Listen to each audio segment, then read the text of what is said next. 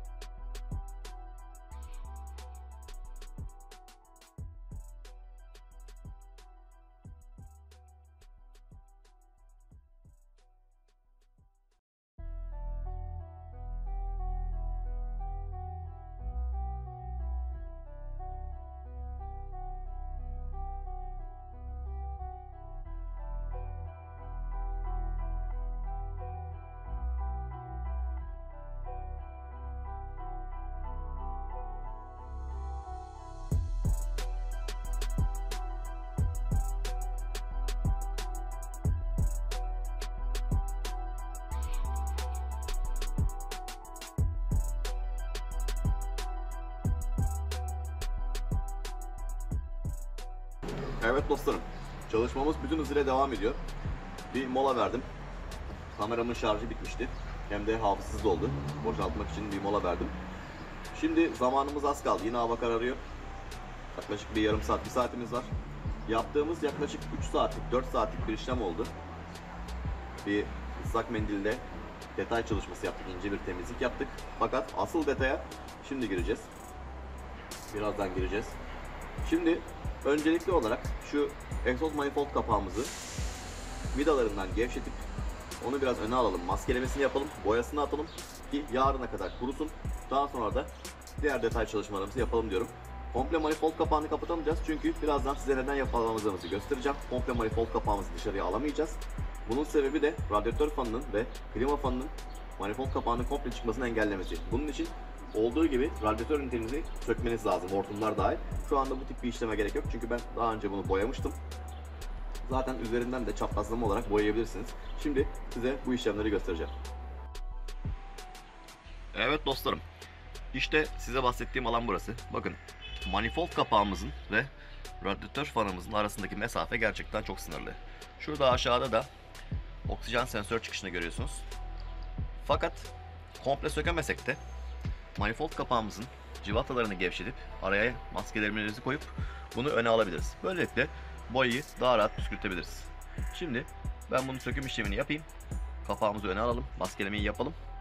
Hava kararmadan bunun boyasını atmaya çalışalım. Evet dostlarım, manifold kapağımızı 3 adet civata tutmakta, 12'lik civata. Şimdi bunları yerinden gevşetelim.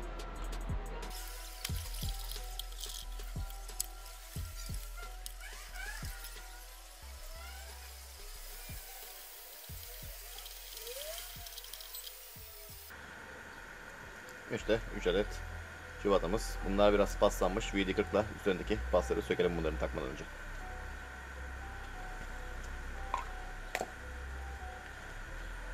Evet, manifold kapağımız artık çıkabiliyor gördüğünüz gibi. Yandaki kompresör koruma metalimiz, bracketimiz onu tutuyor. Benim amacım zaten onu öne almak. Çünkü aşağıdaki o iki sensörünü komple çıkarmayacağım. Eski bir sensör çünkü. Herhangi bir kırılma, bükülme tehlikesini göze almıyorum şu anda. Sadece manifold kapağımızı biraz öne almam benim için yeterli arkadaşlar. Böylelikle şu aralardan maskelemeye girip bunu güzel bir şekilde boyayabilirim. Şu koruma braketimizi de gevşetip bunu da kenara alabilirim.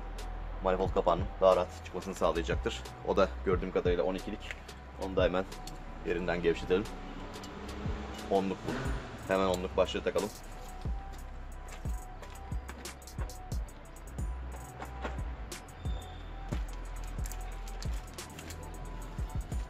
Sökmüşken bunu da yerinden gevşetelim.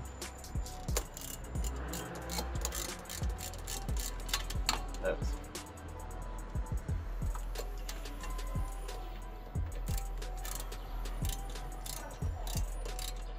Bu alanlar dar alanlar olduğu için arkadaşlar dikkatli ve yavaş çalışın.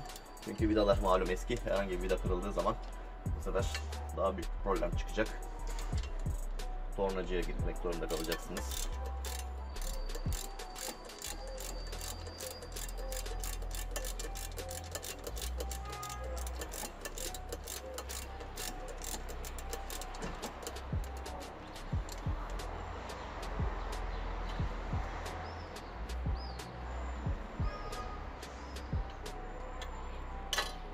Bu da tamamdır. Bir bakalım şimdi. Ne kadar oynuyor, ne kadar esneklik kazanmış.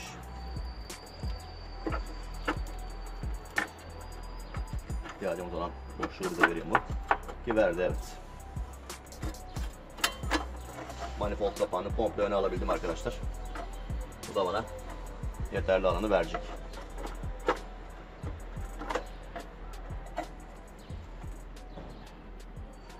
Güzel. Şimdi bu üstündeki tozlanmalar var. Bunları da temizleyeyim. Daha sonra boya işlemimize geçelim. Evet dostlar, şu an yeni bir keşifte bulundum. Size hemen bunu anlatmak istiyorum. Radyatörümüzü ve fanları sökmeden bu bakaliti koruma kapağımızı buradan çıkarmanın son derece güç olduğundan bahsetmiştim. Ama bir yöntemini buldum. Hemen size onu göstereyim. Bakın şu aşağıda parmağımla işaretlediğim noktada O2 sensörümüz var. Bakalitimizin üzerinde geniş bir tane açıklık yapmışlar. Buradan nazik bir şekilde O2 sensörün soketini şu plaktan çıkarıp, şuradan çıkarıp içinden arkaya attığınız zaman O2 sensörden bunu, yani oksijen sensöründen kapağı kurtarıyorsunuz. Daha sonra yapmanız gereken işlem de şu klima ortamını hafifçe narin bir şekilde öne doğru esnetip kapağı yerinden almak. Hemen size bunu da göstereyim. Şu şekilde hafifçe esnetip bir yere zarar vermeden manifold koruma kapağımızı alıyoruz. Gördüğünüz gibi hiçbir yere zarar vermeden kapağımızı çıkardık. Kapağımızın altındaki manzara da şu şekilde. Gördüğünüz gibi hafif bir boya istiyor burası yine. Burayı belki bir ısıya dayanıklı boyayla bir ele alırım. Daha sonra da bu koruma kapağımızı boyayayım. Yarına kurusun, hazır ve temiz bir hale gelsin. Madem ki motor temizliği yapıyoruz, bunu dört dörtlük olarak yapalım. Görüşmek üzere dostlar. Hepinize selamlar, sevgiler dostlarım. Bugün yine motor temizliğimizin üzerinde çalışıyoruz. İkinci günümüzdeyiz. Detay çalışmalarına devam. En son manifold kapağımızı boyamıştık. Şu anda kurudu. Bekliyor takılmayı. Şimdi onu takmadan önce birkaç tane detay işlemi var. Onları gerçekleştireceğim. Yanımda bir ürün var. Yine marketlerde kolayca bulabileceğiniz bir ürün. Öncelikle şunu belirtmek istiyorum arkadaşlar. Bu tip detay temizlik işlemleri için çok pahalı, çok böyle marka ürünlere ihtiyacınız yok.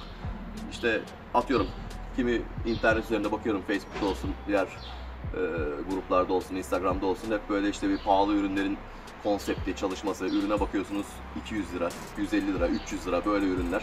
Evet, bazı malzemeleri kaliteli kullanmanızda fayda var ama temizlik malzemesinde kullanacağınız ürünlerin çok aşırı bir şekilde böyle pahalı, marka olmasına gerek yok. Ben Aspirin adı verilen bir malzeme var. Şoklardan Mintax olarak geçer. İki tane benim esas temizlik malzemem vardır.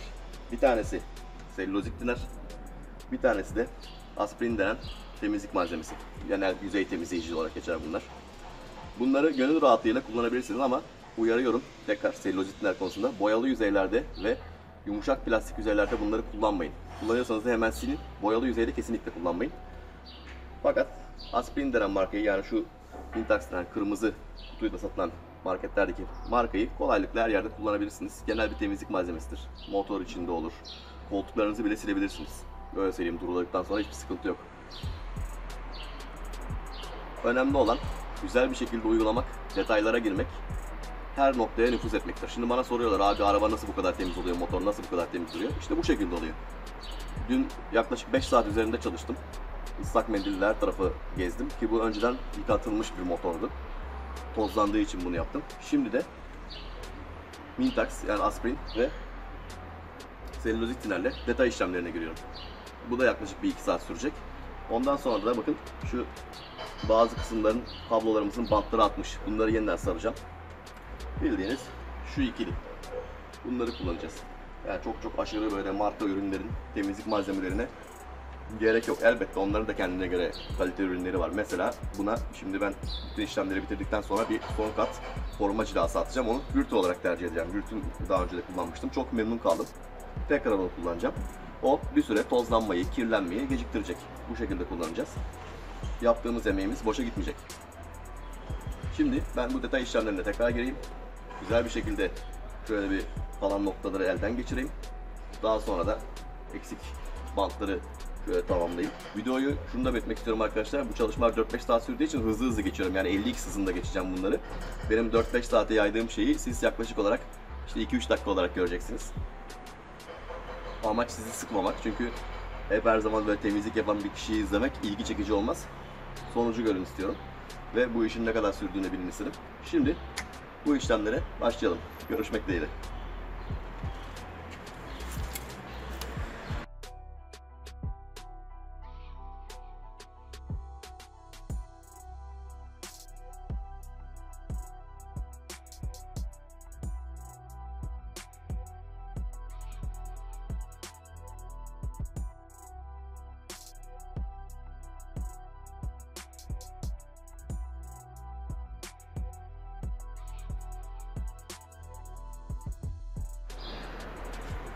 Evet sevgili dostlarım, detay temizlik işlemlerimiz sürüyor.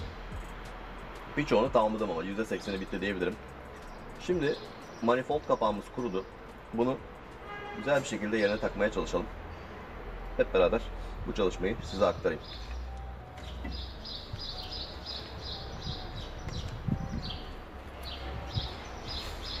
İşte manifold kapağımız son derece güzel oldu. Isıya dayanıklı boyayla boyandı. Gerçekten harika. Şimdi bunu yerine monte edelim.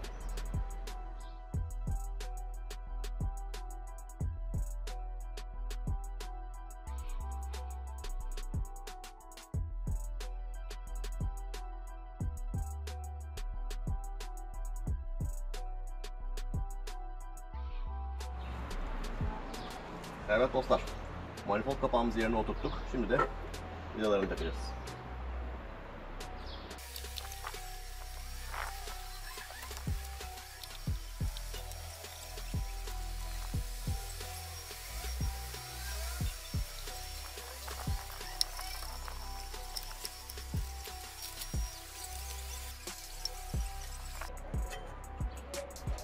Bunun vidasını daha sonra takacağım dostlar. Çünkü üzerinde yenilenmesi gereken tabloları var. Önce bunu yenileyelim, daha sonra vidasını takarız. Evet dostlar, gördüğünüz gibi egzoz manifold kapağımızı da yerine monte ettik. Vidaları da üzerine takıldı. Son derece güzel oldu, yerine çok yakıştı. Şimdi geri kalan diğer detay işlemlerine sıra geldi. Öncelikli olarak bakın şu bantlar var soyulmuş. Şimdi bunları bir yenileyelim. Dediğim güzel bir detay çalışması yapalım burada. Aynı şekilde burada da var kalkan bantlar. Bunları da biraz temizleyelim. Daha sonra da şöyle bir kontrol edelim ne var ne yok diye. Ondan sonra işimize devam edelim.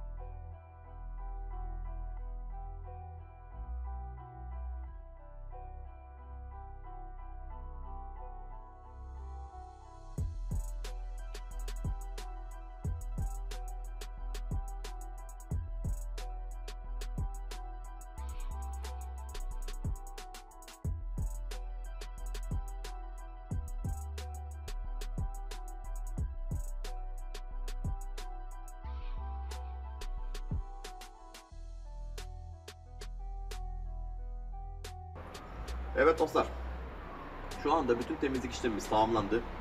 Son kontrolleri de yaptım. Herhangi bir sıkıntı göremiyorum. Herhangi bir tozlu nokta göremiyorum. Cila öncesi size bir uyarım var. Yapacağınız cila öncesi her yer mümkün olduğu kadar tozsuz ve temiz olması lazım. Çünkü cila attığınız zaman bu cila yapışkan bir madde.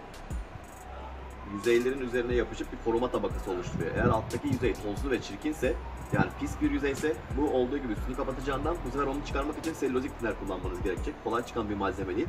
O yüzden cila öncesi lütfen mümkün olduğu kadar her türlü yüzeyin temiz olmasına özen gösterin. Özellikle üst bölümünüz son derece temiz olması lazım. Şu an benim görebildiğim kadarıyla herhangi bir problem yok. Artık cila uygulamasına hazırız. Cila uygulamasına geçelim öyleyse.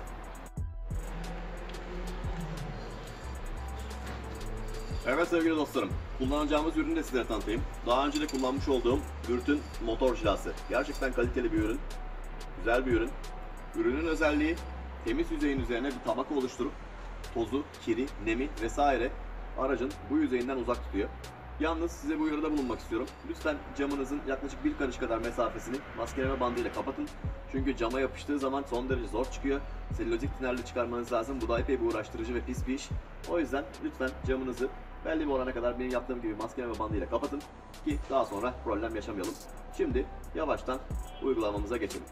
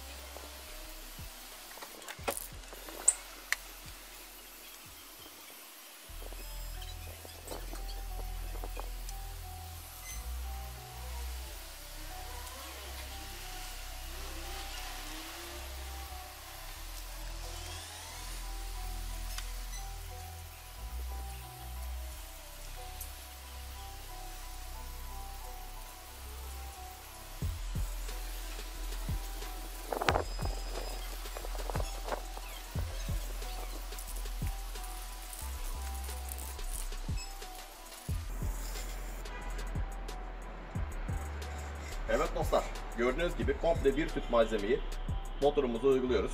Şimdi motorumuz bunu çeksin, kurusun. Daha sonra neticeye hep beraber bakalım. Evet dostlar, cilamız yeteri kadar kurumuştur. Şimdi açıp sonuca hep birlikte bakalım nasıl olmuş. Ben de çok merak ediyorum. Yaklaşık bir yarım saat dinlendirdik. Bu sürede kurumuştur. Bir bakalım nasıl olmuş. Kaputumuzu açıp hep beraber bakalım.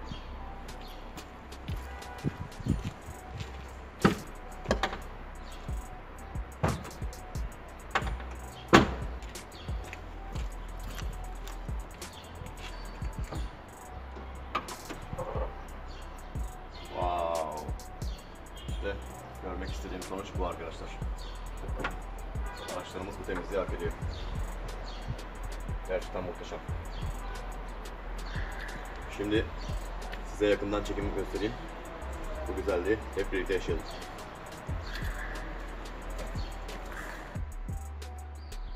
Evet dostlar. İşte 2 gündür emeğimizin karşılığı.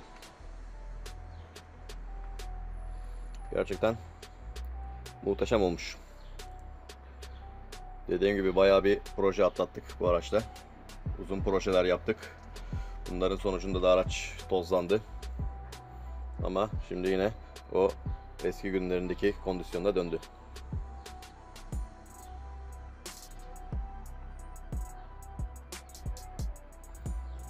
Umarım keyif aldığınız bir video olmuştur arkadaşlar. Ben gerçekten çok keyif alıyorum çünkü bu çalışmaları yaparken. Bu çalışmalar için iş yerimden 2 gün yıllık iznimden kullandım. Size sözüm vardı çünkü hafta sonu video çekeceğim demiştim ama çekememiştim. Malum olumsuz hava koşulları sebebiyle. Ama bu sözümü hafta içi gerçekleştirdim. Arkadaşlar bana destek olmak istiyorsanız lütfen kanalıma abone olun. Videolarımı paylaşın, like atın. Çünkü gerçekten bu kanala çok önem veriyorum. İnşallah hep birlikte çok daha iyi yerlere geleceğiz. Görüşmek üzere sevgili dostlarım. Kendinize çok çok iyi bakın. Hoşça kalın.